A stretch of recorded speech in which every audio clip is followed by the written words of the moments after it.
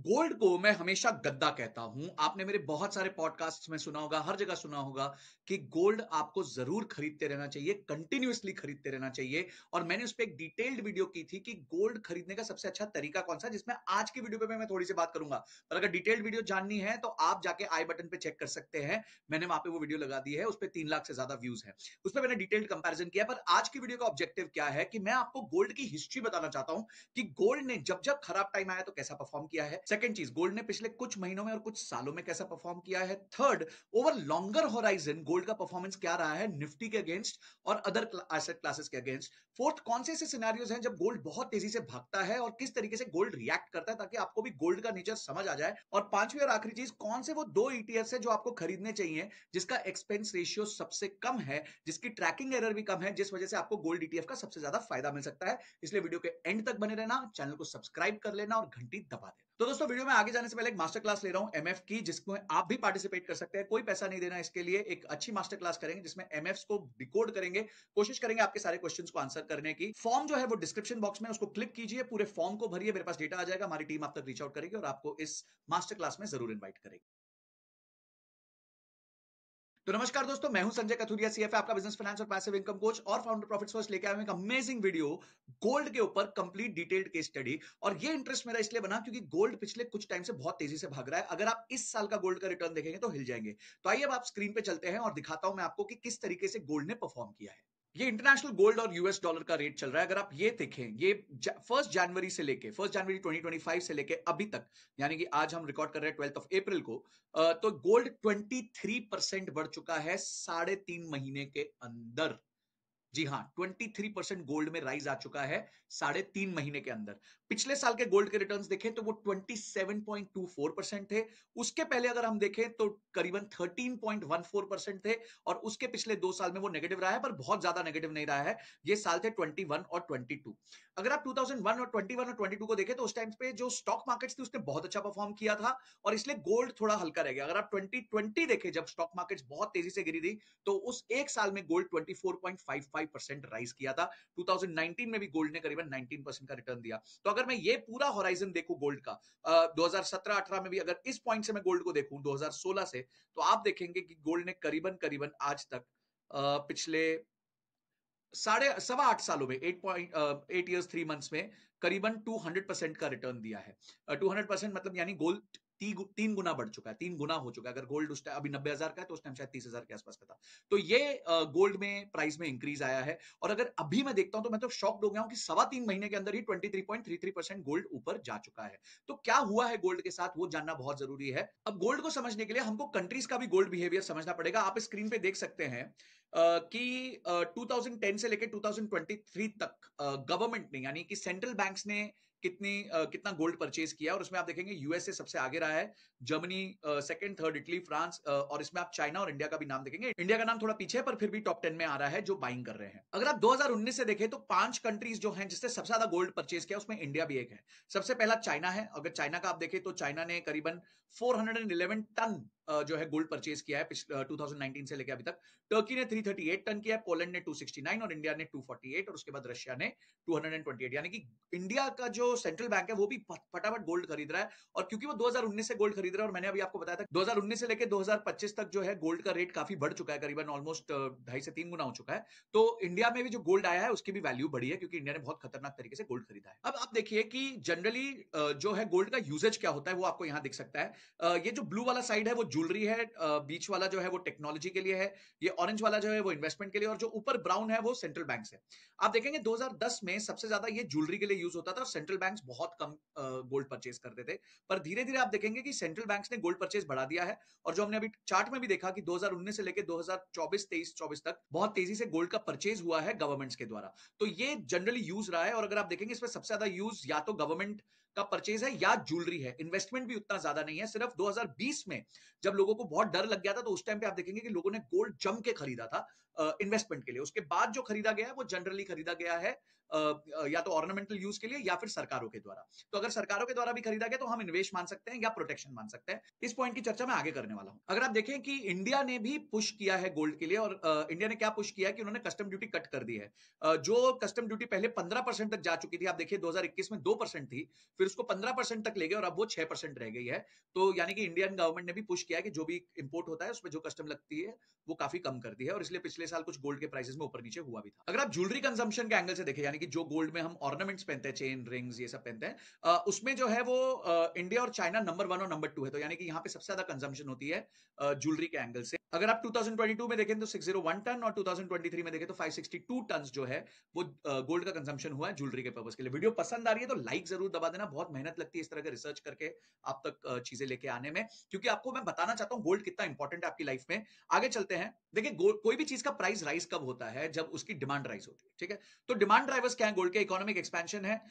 जब भी ग्रोथ होगी, इकोनॉमिक एक्सपेंशन होगा, उस टाइम पे ज्वेलरी भी बिकेगी ज्यादा, और टेक्नोलॉजी और लॉन्ग टर्म सेविंग के लिए लोग जो है गोल्ड खरीदेंगे। सेकंड है रिस्क एंड अनसर्टेनिटी। जब भी मार्केट गिरती है, जो मैं आपको प्रूव करूंगा कि किस तरीके से लोग गोल्ड में डाइवर्सिफाई करना चाहते हैं। अपॉर्चुनिटी कॉस्ट की तरह भी आता है, क्योंकि गोल्ड जो है बाकी बॉन्ड्स के कंपैरिजन में, कमोडिटीज के कंपैरिजन में काफी अच्छा राइज देता है, तो लोग उसको भी खरीदते हैं। और मोमेंटम भी होता है, जैसे हम देखते हैं कि प्राइस ट्रेंड्स जो होते हैं वो इग्नाइट कर देते हैं बाइंग। यानी कि जब आप किसी चीज का प्राइस बढ़ता हुआ देखते हैं तो आप सोचते हैं मेरे को खरीदना है, खरीदना है, खरीदना है, जिस वजह से उसकी प्राइसिंग और डिमांड और बढ़ जाती है।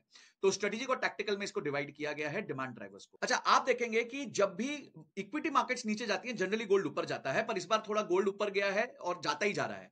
आप यहां देखिए कि इक्विटी मार्केट्स, जैसे कोविड-19 में आप देखेंगे कि यहां पे क्रैश आया था बहुत जबरदस्त, तो क्या हुआ, यहां पे गोल्ड का प्राइस बढ़ गया। तो या ऑरेंज में जो देखेंगे वो गोल्ड है, और जो ब्लू में देखेंगे वो निफ्टी का इंडेक्स है। तो जैसे कोविड-19 आया, गिरा, गोल्ड ऊपर चढ़ गया। ठीक है, अगर आप यहां देखेंगे, यहां ये नीचे गिरा, मार्केट, ग्लोबल क्राइसिस आई थी 2008 में बहुत जबरदस्त, तो उस टाइम पे भी गोल्ड जो है वो ऊपर भाग गया था। यहां पे आप देखेंगे मार्केट्स फ्लैट रही, गोल्ड ऊपर चला गया, सॉवरेन डेट क्राइसिस आए थे। ब्रेक्सिट का टाइम आया, निफ्टी नीचे चला गया, गोल्ड ऊपर चला गया। ब्रेक्सिट मतलब जब ब्रिटेन ने ईयू से एग्जिट कर लिया था। अब यहां पे आप देखिए कि यहां पे जैसे ही थोड़ा सा मार्केट नीचे गिरा, तो गोल्ड देखिए कितना स्पीड से ऊपर चला गया, और अभी भी जो है गोल्ड मार्केट नीचे जा रहा है और गोल्ड ऊपर जा रहा है। तो आप देखेंगे कि जनरली निफ्टी से नेगेटिव कोरिलेशन है, निफ्टी नीचे गिरेगा तो गोल्ड ऊपर गिरेगा, और इसलिए मैं गोल्ड को गद्दा कहता हूं, क्योंकि जब आप गिरते हो, जब आपका इक्विटी पोर्टफोलियो गिरता है, तो गोल्ड गद्दे की तरह आपको बचा लेता है। अब ये मजेदार डेटा पॉइंट्स देखिए, जिससे पता चलता है कि जब भी क्राइसिस आती है तब गोल्ड जो है मार्केट से बेटर परफॉर्म करता है। अगर हम 1978-79 में ऑयल एनर्जी क्राइसिस देखें, तो जो यूएस का इंडेक्स था वो 2 साल में करीबन 13% बढ़ा, 12.3 और 1.1। उस टाइम पे गोल्ड कितना बढ़ा? 168% बढ़ गया। तो सोचिए 2 साल में जितना इंडेक्स बढ़ा, उससे 12 गुना ज्यादा गोल्ड बढ़ गया, क्योंकि वहां पे क्राइसिस आ गई थी। फिर क्या हुआ, 1986-87 में जापान में बहुत प्रॉब्लम हुई, तो वहां पे आप देखेंगे कि इन 2 सालों में मार्केट्स ने करीबन 16% का रिटर्न दिया है, पर वहीं पे गोल्ड ने 43% का रिटर्न दिया, यानी ऑलमोस्ट 3 टाइम्स का रिटर्न दिया है।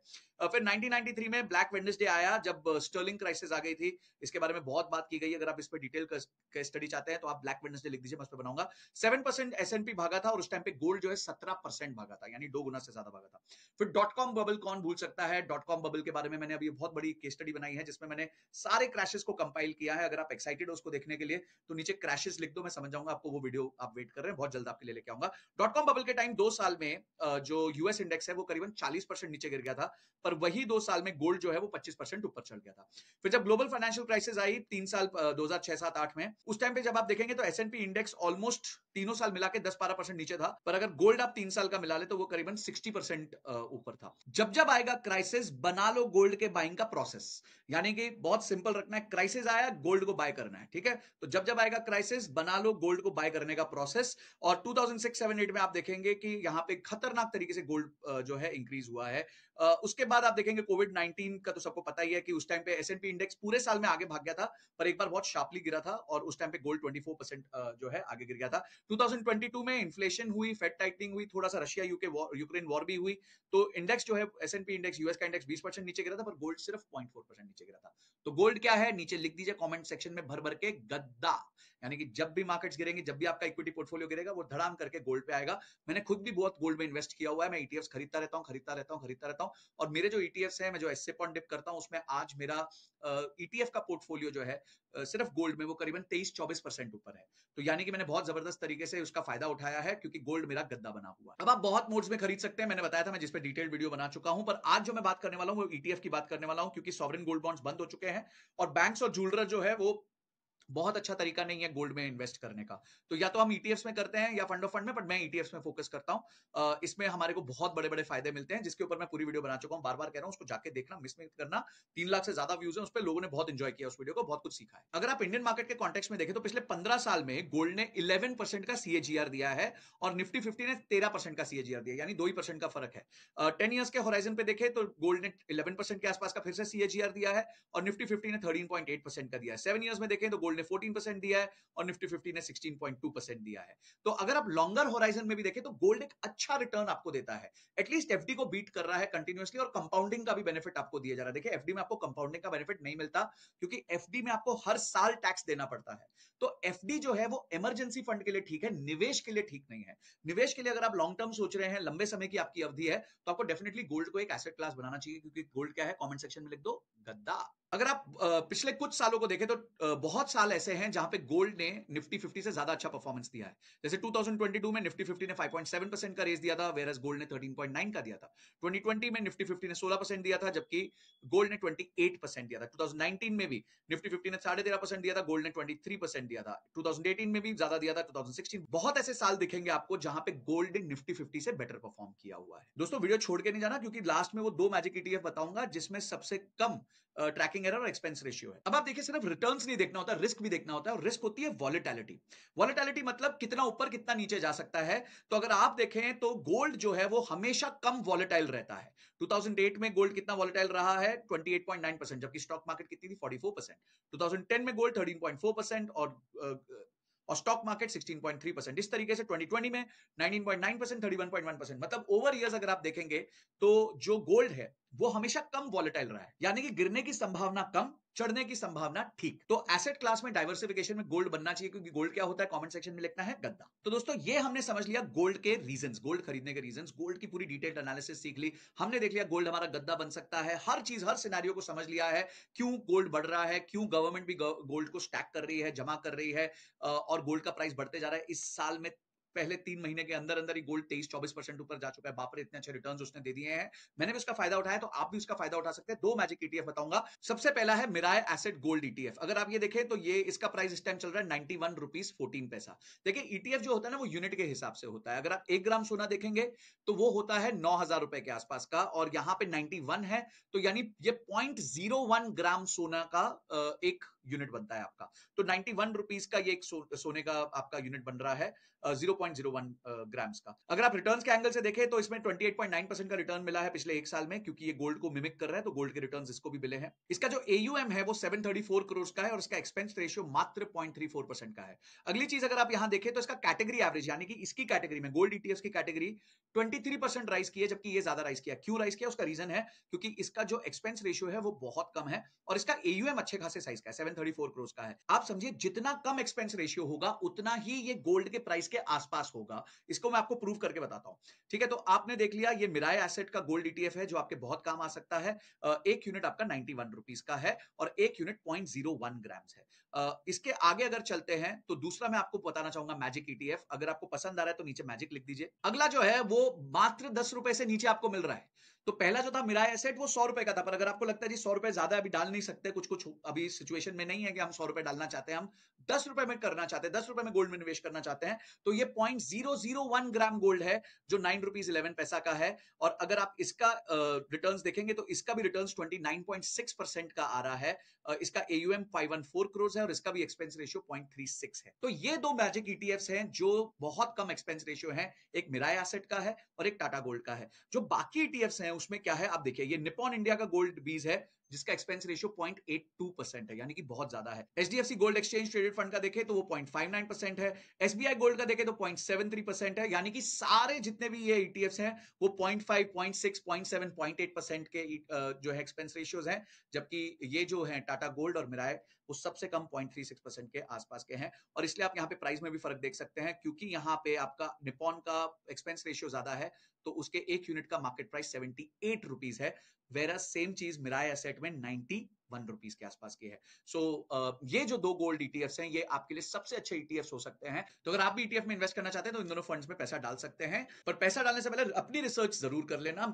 मेरे एजुकेशन को यूज करके अपनी रिसर्च के साथ जोड़ के अपने फाइनल डिसीजन को लेना। तो ये वीडियो कैसी लगी दोस्तों, कमेंट सेक्शन में जरूर बताना। बहुत डिटेल्ड रिसर्च करके गोल्ड के पूरे एजुकेशन को, पूरे केस स्टडी को आपके पास लेके आया हूं, और उसके साथ 2 मैजिक ईटीएफ्स भी बता दिए हैं। तो दोस्तों थैंक यू सो मच, आपने इतना समय दिया इस वीडियो को। अगर जरूर देखिएगा अगली वीडियो तक। जय हिंद, जय भारत।